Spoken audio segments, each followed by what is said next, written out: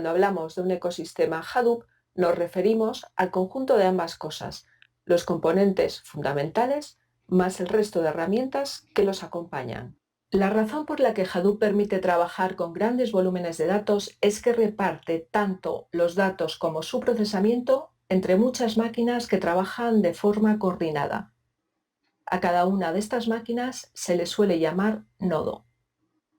El papel de Hadoop es básicamente gestionar y coordinar el reparto del trabajo entre todos los nodos.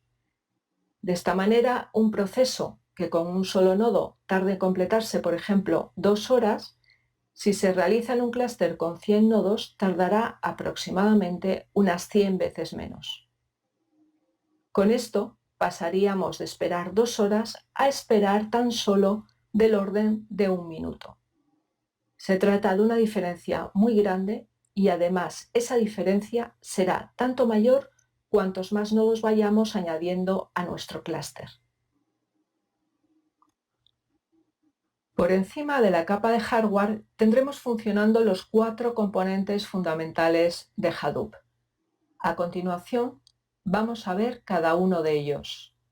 El primer componente de Hadoop es Hadoop Common. Hadoop Common es un conjunto de utilidades que son utilizadas por el resto de los componentes.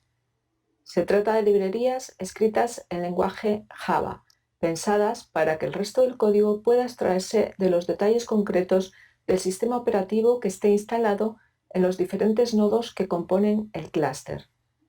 Permite, por así decirlo, que el resto de los componentes puedan hablar una lengua común. El segundo componente es Hadoop HDFS. HDFS es un acrónimo de los términos Hadoop Distributed File System o, en español, Sistema Distribuido de Archivos. Estos términos nos indican que este componente es el encargado de guardar todos los datos que se van a distribuir por el clúster. Es decir, el HDFS se encarga de gestionar la escritura y lectura de los archivos distribuidos. El tercer componente es Hadoop Yarn. Yarn es un acrónimo del término inglés que, en español, vendría a significar algo así como otro negociador más de recursos. Y es que la función de Yarn es precisamente gestionar los recursos del clúster. Su papel es encargarse de hacer todas las gestiones necesarias para que los diferentes nodos del clúster trabajen de forma adecuada.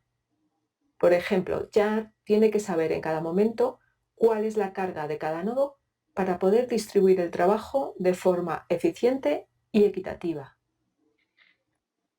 El último de los 4 componentes básicos de Hadoop es MapReduce. Se trata de un framework que implementa un modelo de procesamiento distribuido. MapReduce nos va a permitir distribuir las tareas de procesamiento entre todos los nodos del clúster. De esta manera, los nodos trabajan en paralelo y las tareas se terminarán mucho antes. Hasta ahora hemos visto los 4 componentes fundamentales de Hadoop: Common, HDFS, Yarn y MapReduce.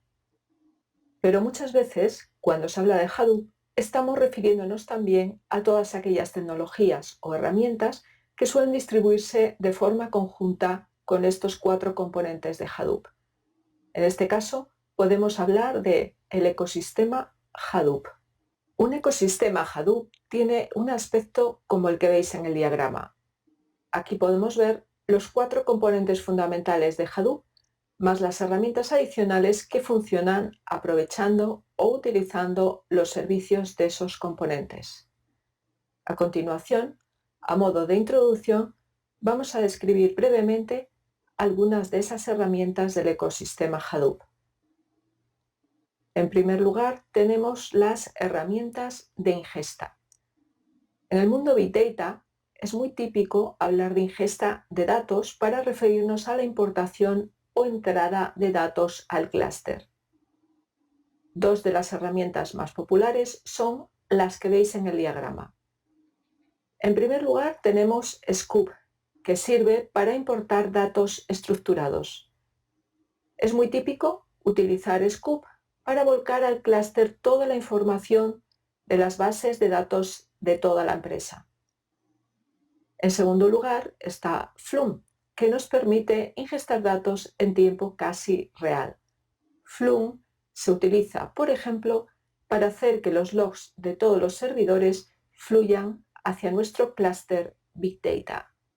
Si pasamos a enumerar las herramientas de procesamiento de datos, Apache Spark destaca como una de las más importantes del mundo Big Data. Más adelante estudiaremos Spark con detenimiento. Por ahora, quedémonos simplemente con la idea de que Spark es una herramienta de procesamiento de datos que hace un uso intensivo de la memoria, por lo que sus cálculos suelen ser mucho más rápidos que los del MapReduce de Hadoop, por ejemplo. Hay que destacar también la herramienta Apache Pig, que nos permite escribir scripts rápidos para hacer limpieza y procesamiento de datos. En tercer lugar, tenemos las herramientas de explotación. Por explotación entendemos todo aquello que tiene que ver con el uso final de la información procesada. Entre las herramientas más destacadas para realizar esta función tenemos, por un lado, Impala. Impala nos permite realizar consultas en un lenguaje muy similar al SQL de las bases de datos tradicionales. Las consultas en Impala suelen ser muy rápidas, por lo que es posible trabajar con esta herramienta de manera interactiva. Hive, en cambio, aunque tiene un objetivo muy similar, no suele utilizarse tanto de manera interactiva, ya que las consultas suelen ser más lentas. En cambio, es una herramienta muy robusta que permite lanzar en modo batch procesamiento basado en consultas SQL. Es por esta razón que no hemos puesto a Hive entre las herramientas de explotación, como en el caso de Impala, sino entre las de procesamiento. Por último, tenemos HBase, una base de datos no SQL orientada a columnas. HBase suele utilizarse para servir los datos a aplicaciones externas, ya que permite leer y escribir información con latencias muy bajas. Y por último, tenemos las herramientas de coordinación. En este apartado destaca USI. USI es básicamente un planificador que nos permite lanzar tareas de manera programada e ir enlazando unas con otras en un flujo de trabajo de forma coordinada. Quedémonos con este diagrama que vemos en la pantalla. Este es el aspecto básico de una plataforma Big Data típica basada en Hadoop.